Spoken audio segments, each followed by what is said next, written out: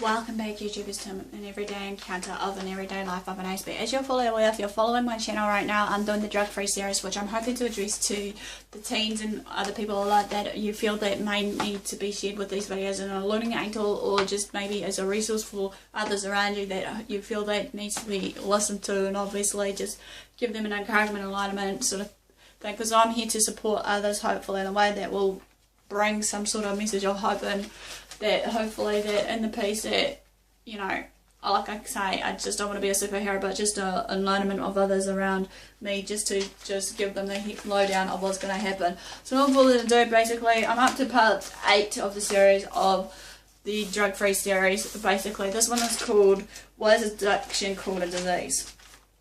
Addiction has specific meanings, specific titles, or specific words that obviously, as I said before, has been interchanged so many times in this day and age, based on the dictionary, based on the medical experts and everything else around us. Even though, as I've said, so many words that I'm bringing out right now, be it addiction and everything, has been misused, misinterpreted, and misunderstood by others around us. However, to me, basically, addiction has specific symptoms and signs of addiction, you know, that comes about in our way, that can be identified in ourselves and others around to be diagnosed and treated. So, as all further ado, the first one is chronic. While it is treatable for this addiction, you know, it's incurable, it's harder to treat, obviously. Once it's started with the addiction, it's hard to get out of it. So, and all further ado, you know, many people tend to, you know, think it is easy, but it's not. Once an addict, you're always going to be an addict, just the same. Or like there's a famous quote, although you can live drug free and be in recovery stage of this addiction, regardless what it may be, however, and I feel that no matter what, that this is the case. Another one of this is to be in mind of the addiction, why it's called a disease, is number 2 is progressive. Without treatments, the disease will progress severely.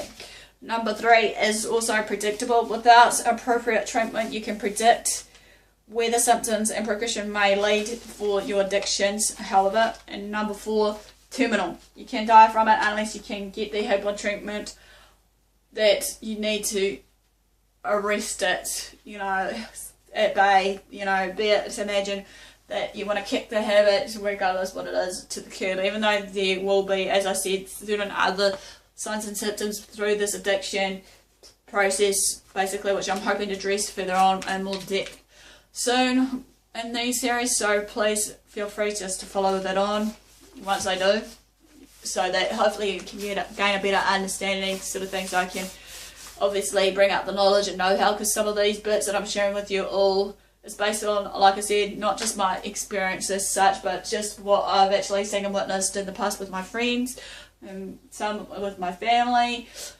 and all these other people that has come in my circle, as well as also these series also I thought to share, because obviously, as I said before in one of my parts of the series, I done youth line, and I thought maybe since when I help people my age group one way or another, be it, you know, autistic or just people in general, one way or another, hopefully it will work one way or another. So, and all further ado, before I run out of time, understanding that chemical dependency, however, starts as a disease cycle, the basics for respecting the reality of putting chemicals in your body. Again,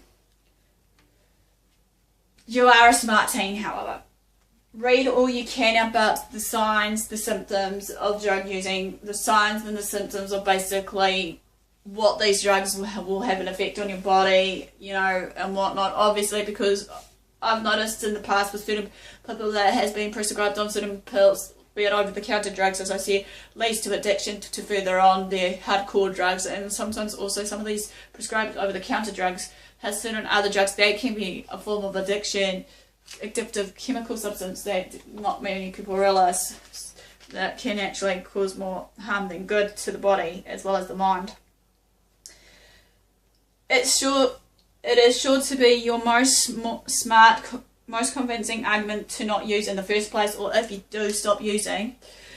If you can't do that on your own, and most can't, then seek help in breaking free with your chemical dependency by finding the right support network, be it whoever it may be, your family, your friends, or just a counsellor or someone, anyone, you know, to help you through it. So someone whose alcohol drug use has progressed to the point of addiction can no more just stop, even if he or she wants to stop. Just like cancer or diabetes, addiction is a chronic illness that can cause long-term damage to the mind, emotions, and personal relationships. In short, addiction is a primary physical disease that affects everyone area of the addict's or alcoholic's life.